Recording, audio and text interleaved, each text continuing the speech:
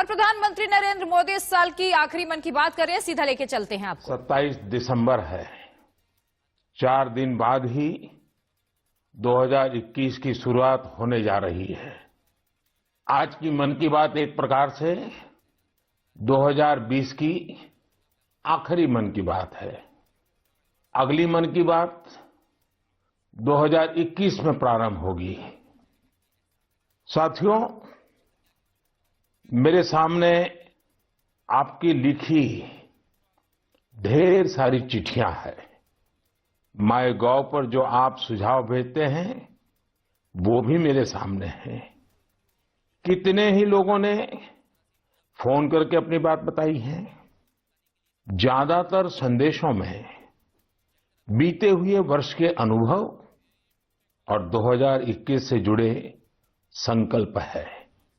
कोल्हापुर से अंजलि जी ने लिखा है कि नए साल पर हम दूसरों को बधाई देते हैं, शुभकामनाएं देते हैं, तो इस बार हम एक नया काम करें। क्यों न हम अपने देश को बधाई दें, देश को भी शुभकामनाएं दें। अंजलि जी, वाकई बहुत ही अच्छा विचार है। हमारा देश 2021 में सफलताओं के नए शिखर छुए, दुनिया में भारत की पहचान और सशक्त हो, इसकी कामना से बड़ा और क्या हो सकता है।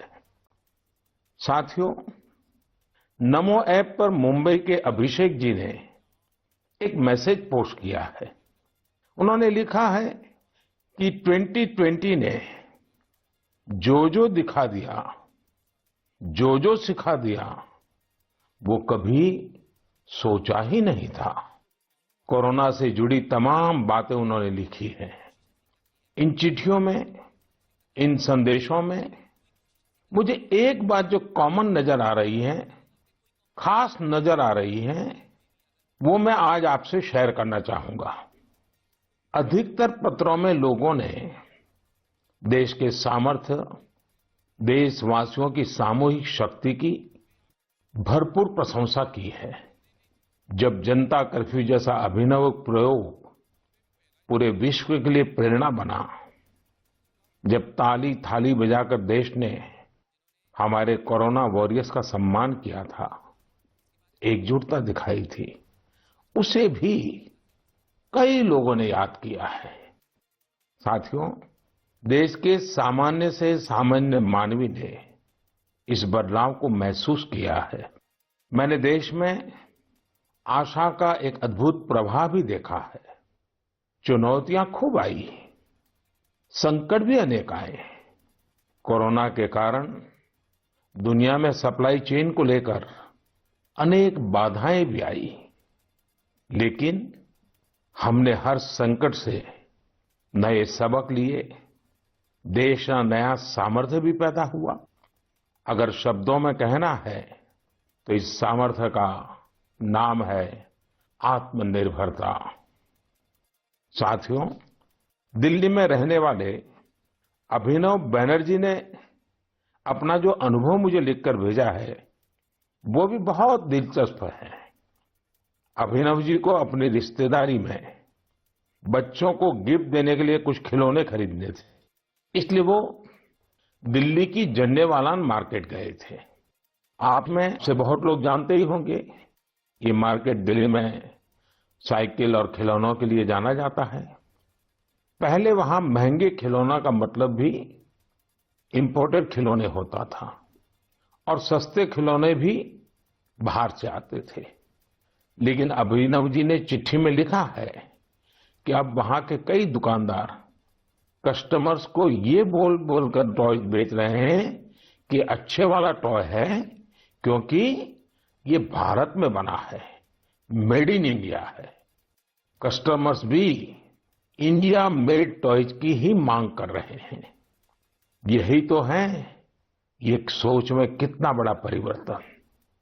यह तो जीता जागता सबूत है देशवासियों की सोच में कितना बड़ा परिवर्तन आ रहा है, और वो भी 1 साल के भीतर भीतर।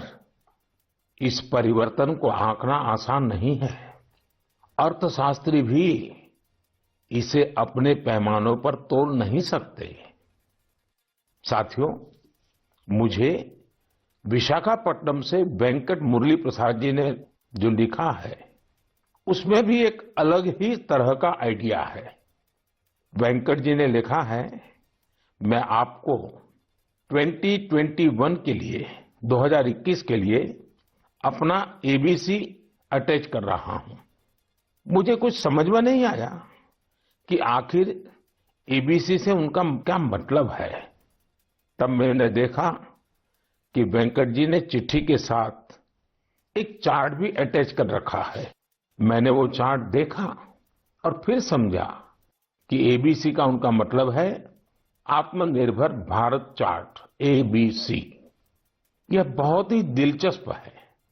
वेंकट जी ने उन सभी चीजों की पूरी लिस्ट बनाई है जिन्हें वो प्रतिदिन इस्तेमाल करते हैं। इसमें electronics, stationery, self care items, उसके अलावा और भी बहुत कुछ शामिल है। वेंकट जी ने कहा है कि हम जाने अनजाने में उन विदेशी प्रोडक्ट्स का इस्तेमाल कर रहे हैं जिनके विकल्प भारत में आसानी से उपलब्ध है। अब उन्होंने कसम खाई है कि मैं उसी प्रोडक्ट का इस्तेमाल करूंगा जिनमें हमारे देशवासियों की मेहनत और पसीना लगा हो। साथियों, लेकिन इसके साथ ही उन्होंने कुछ और भी ऐसा कहा है जो मुझे काफी रोचक लगा है। उन्होंने लिखा है कि हम आत्मनिर्भर भारत का समर्थन कर रहे हैं, लेकिन हमारे मैन्युफैक्चरर्स, उनके लिए भी साफ संदेश होना चाहिए कि वे प्रोडक्ट्स की क्वालिटी से कोई समझौता ना करें। बात तो सही है। जीरो इफेक्ट, जीरो डिफेक्ट की सोच के साथ काम करने का यह उचित समय है। मैं देश के मैन्युफैक्चरर्स और इंडस्ट्री लीडर्स से आग्रह करता हूं, देश के लोगों ने मजबूत कदम उठाया है, मजबूत कदम आगे बढ़ाया है। वोकल फॉर लोकल ये आज घर घर में गूंज रहा है। ऐसे में अब यह सुनिश्चित करने का समय है कि हमारे प्रोडक्ट्स विश्व स्तरीय हो। जो भी ग्लोबल बेस्ट हैं वो हम भारत में बनाकर दिखाएं। इसके लिए हमारे उद्यमी साथियों को आगे आना है, स्टार्टअप्स को भी आगे आना है। एक बार फिर मैं वेंकट जी को उनके बेहतरीन प्रयास के लिए बधाई देता हूं। साथियों, हमें इस भावना को बनाए रखना है, बचाए रखना है और बढ़ाते ही रहना है। मैंने पहले भी कहा है और फिर मैं देशवासियों से आग्रह करूंगा, आप भी एक सूची बनाएं। दिन भर हम जो चीजें काम में लेते हैं उन सभी चीजों की विवेचना करें और ये देखें कि अनजाने में कौन सी विदेश में बनी चीजों ने हमारे जीवन में प्रवेश कर लिया है, एक प्रकार से हमें बंदी बना दिया है। इनके भारत में बने विकल्पों का पता करें और ये भी तय करें कि आगे से भारत में बने, भारत के लोगों के मेहनत से, पसीने से बने उत्पादों का हम इस्तेमाल करें। आप हर साल न्यू ईयर रिजोल्यूशन लेते हैं। इस बार एक रिजोल्यूशन अपने देश के लिए भी जरूर लेना है। मेरे प्यारे देशवासियों, हमारे देश में आतताइयों से, अत्याचारियों से देश की हजारों साल पुरानी संस्कृति, सभ्यता, हमारे रीति रिवाज को बचाने के लिए कितने बड़े बलिदान दिए गए हैं। आज उन्हें याद करने का भी दिन है। आज के ही दिन गुरु गोविंद सिंह जी के पुत्रों साहिबजादे जोरावर सिंह और फतेह सिंह को दीवार में जिंदा चुनवा दिया गया था। अत्याचारी चाहते थे कि साहिबजादे अपनी आस्था छोड़ दे, महान गुरु परंपरा की सीख छोड़ दे, लेकिन हमारे साहिबजादों ने इतनी कम उम्र में भी गजब का साहस दिखाया, इच्छा शक्ति दिखाई। दीवार में चुने जाते समय पत्थर लगते रहे, दीवार ऊंची होती रही, मौत सामने मंडरा रही थी, लेकिन फिर भी वो टस से मस नहीं हुए। आज ही के दिन गुरु गोविंद सिंह जी की माता जी, माता गुजरी ने भी शहादत दी थी। करीब एक सप्ताह पहले श्री गुरु तेग बहादुर जी की भी शहादत का दिन था। मुझे यहाँ दिल्ली के गुरुद्वारा रकाबगंज जाकर गुरु तेग बहादुर जी को श्रद्धा सुमन अर्पित करने का, मत्था टेकने का अवसर मिला। इसी महीने श्री गुरु गोविंद सिंह जी से प्रेरित अनेक लोग जमीन पर सोते हैं। लोग श्री गुरु गोविंद सिंह जी के परिवार के लोगों के द्वारा दी गई शहादत को बड़ी भावपूर्ण अवस्था में याद करते हैं। इस शहादत ने संपूर्ण मानवता को, देश को नई सीख दी। इस शहादत ने हमारी सभ्यता को सुरक्षित रखने का महान कार्य किया। हम सब इस शहादत के कर्जदार हैं। एक बार फिर मैं श्री गुरु तेग बहादुर जी, माता गुजरी जी, गुरु गोविंद सिंह जी और चारों साहिबजादों की शहादत को नमन करता हूं। ऐसे ही अनेकों शहादतों ने भारत के आज के स्वरूप को बचाए रखा है, बनाए रखा है। मेरे प्यारे देशवासियों, अब मैं एक ऐसी बात बताने जा रहा हूं जिससे आपको आनंद भी आएगा और गर्व भी होगा। भारत में लेपर्ड्स यानी तेंदुओं की संख्या में 2014 से 2018 के बीच 60% से अधिक की बढ़ोतरी हुई है। 2014 में देश में लेपर्ड्स की संख्या लगभग 7,900 थी। वहीं 2019 में इनकी संख्या बढ़कर 12,852 हो गई। ये वही लेपर्ड्स हैं जिनके बारे में जिम कॉर्बेट ने कहा था, जिन लोगों ने लेपर्ड्स को प्रकृति में स्वच्छंद रूप से घूमते नहीं देखा, वो उसकी खूबसूरती की कल्पना ही नहीं कर सकते। उसके रंगों की सुंदरता और उसकी चाल की मोहकता का अंदाज नहीं लगा सकते। देश के अधिकतर राज्यों में, विशेषकर मध्य भारत में, तेंदुओं की संख्या बढ़ी है। तेंदुए की सबसे अधिक आबादी वाले राज्यों में मध्य प्रदेश, कर्नाटका और महाराष्ट्र सबसे ऊपर है। यह एक बड़ी उपलब्धि है। तेंदुए पूरी दुनिया में वर्षों से खतरों का सामना करते आ रहे हैं। दुनिया भर में उनके हैबिटेट को नुकसान हुआ है। ऐसे समय में भारत ने तेंदुए की आबादी में लगातार बढ़ोतरी कर पूरे विश्व को एक रास्ता दिखाया है। आपको इन बातों की भी जानकारी होगी कि पिछले कुछ सालों में भारत में शेरों की आबादी बढ़ी है, बाघों की संख्या में भी वृद्धि हुई है, साथ ही भारतीय वन क्षेत्र में भी इजाफा हुआ है। इसकी वजह ये है कि सरकारी नहीं बल्कि बहुत से लोग, सिविल सोसाइटी, कई संस्थाएं भी हमारे पेड़ पौधों और वन्य जीवों के संरक्षण में जुटी हुई हैं। वे सब बधाई के पात्र हैं। साथियों, मैंने तमिलनाडु के कोयम्बटूर में एक हृदयस्पर्शी प्रयास के बारे में पढ़ा। आपने भी सोशल मीडिया पर इसके विजुअल्स देखे होंगे। हम सब ने इंसानों वाली व्हीलचेयर देखी है, लेकिन कोयम्बटूर की एक बेटी गायत्री ने अपने पिताजी के साथ एक पीड़ित डॉग के लिए व्हीलचेयर बना दी। ये संवेदनशीलता प्रेरणा देने वाली है और यह तभी हो सकता है जब व्यक्ति हर जीव के प्रति दया और करुणा से भरा हुआ हो।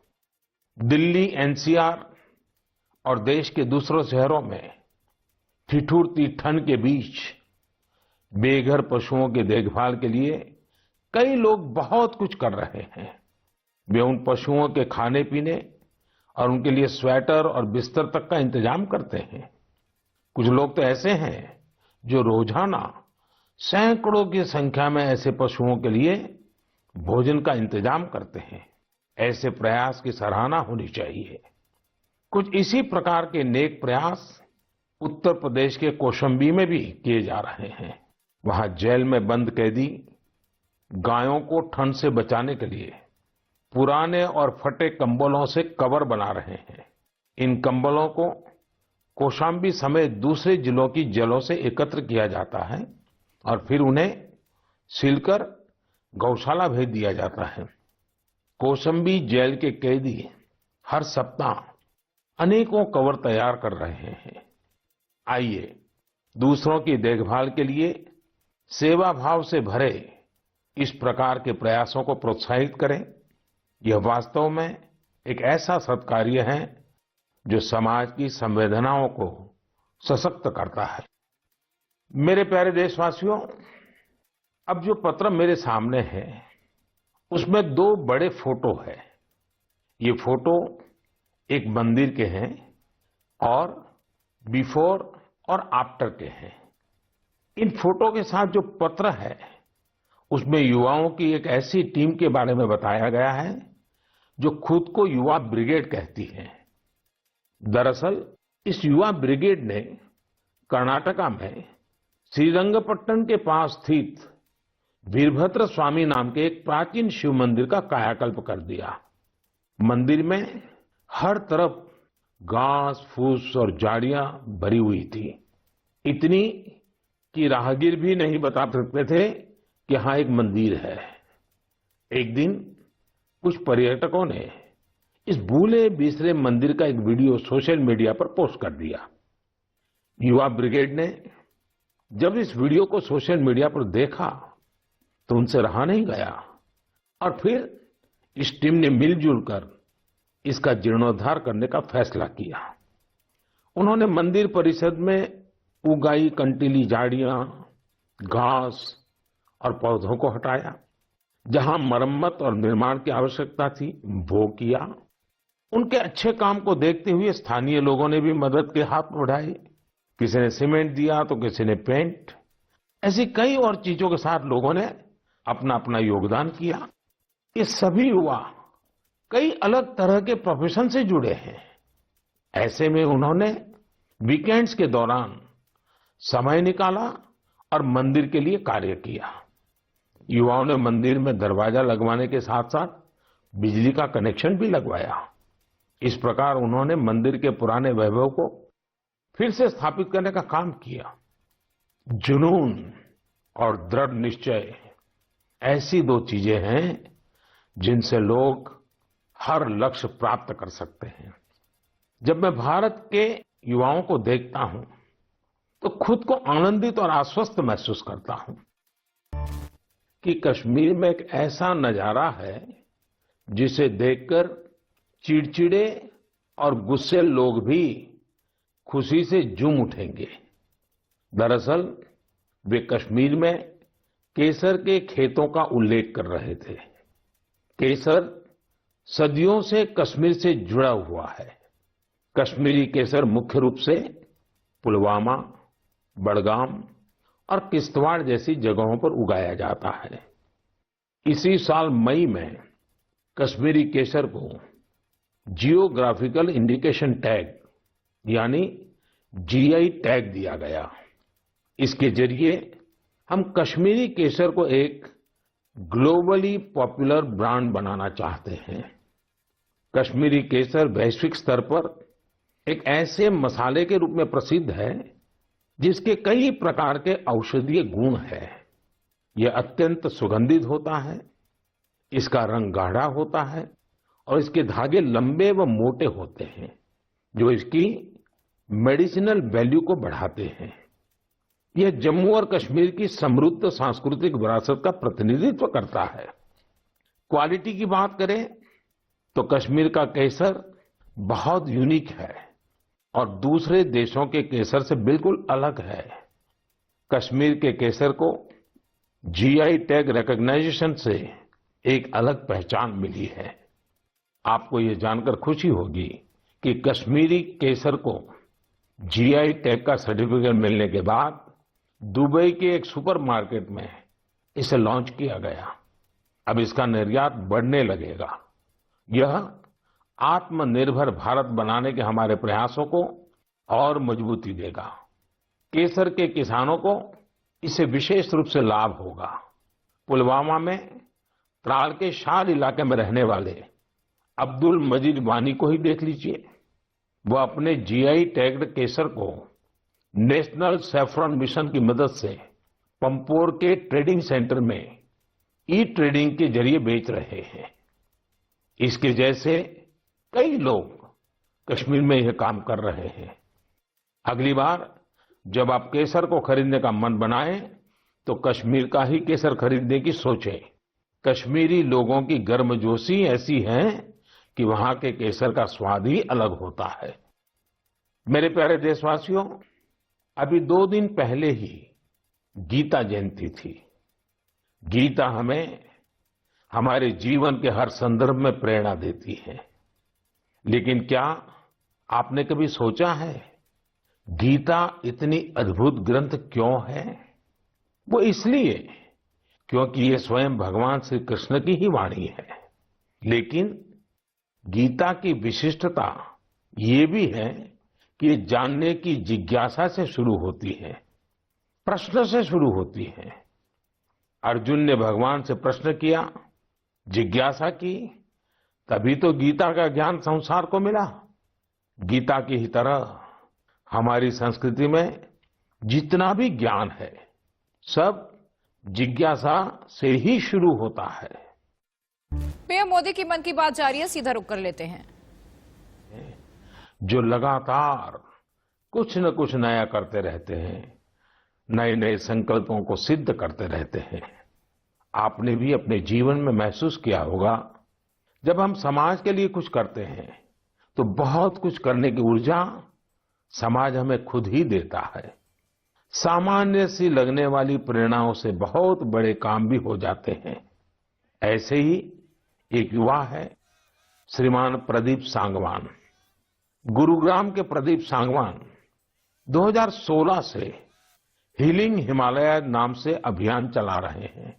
वो अपनी टीम और वॉलंटियर्स के साथ हिमालय के अलग अलग इलाकों में जाते हैं और जो प्लास्टिक कचरा टूरिस्ट वहां छोड़कर आते हैं वो साफ करते हैं। प्रदीप जी अब तक हिमालय की अलग अलग टूरिस्ट लोकेशन से टनों प्लास्टिक साफ कर चुके हैं। इसी तरह कर्नाटका के एक युवा दंपति है अनुदीप और मीनूषा। अनुदीप और मीनूषा ने अभी पिछले महीने नवंबर में ही शादी की है।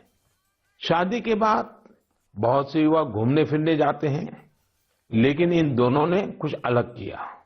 ये दोनों हमेशा देखते थे कि लोग अपने घर से बाहर घूमने तो जाते हैं, लेकिन जहां जाते हैं वहीं ढेर सारा कूड़ा कचरा छोड़कर आ जाते हैं। कर्नाटका के सोमेश्वर बीच पर भी यही स्थिति थी। अनुदीप और मीनूषा ने तय किया कि वो सोमेश्वर बीच पर लोग जो कचरा छोड़कर गए हैं उसे साफ करेंगे। दोनों पति पत्नी ने शादी के बाद अपना पहला संकल्प यही लिया। दोनों ने मिलकर समंदर तट का काफी कचरा साफ कर डाला। अनुदीप ने अपने इस संकल्प के बारे में सोशल मीडिया पर भी शेयर किया। फिर क्या था, उनकी इतनी शानदार सोच से प्रभावित होकर ढेर सारे युवा उनके साथ आकर जुड़ गए। आप जानकर हैरान रह जाएंगे, इन लोगों ने मिलकर सोमेश्वर बीच से 800 किलो से ज्यादा कचरा साफ किया है। साथियों, इन प्रयासों के बीच हमें ये भी सोचना है कि ये कचरा इन बीचीज पर, इन पहाड़ों पर पहुंचता कैसे है। आखिर हम में से ही कोई लोग ये कचरा वहां छोड़कर आते हैं। हमें प्रदीप और अनुदीप मीनूषा की तरह सफाई अभियान चलाना चाहिए, लेकिन उससे भी पहले हमें ये संकल्प भी लेना चाहिए कि हम कचरा फैलाएंगे ही नहीं। आखिर स्वच्छ भारत अभियान का भी तो पहला संकल्प यही है। हाँ, एक और बात मैं आपको याद दिलाना चाहता हूँ। कोरोना की वजह से इस साल इसकी चर्चा उतनी हो नहीं पाई है। हमें देश को सिंगल यूज प्लास्टिक से मुक्त करना ही है। ये भी 2021 के संकल्पों में से एक है। आखिर में मैं आपको नए वर्ष के लिए बहुत बहुत शुभकामनाएं देता हूं। आप खुद स्वस्थ रहिए, अपने परिवार को स्वस्थ रखिए। अगले वर्ष जनवरी में नए विषयों पर मन की बात होगी। बहुत बहुत धन्यवाद।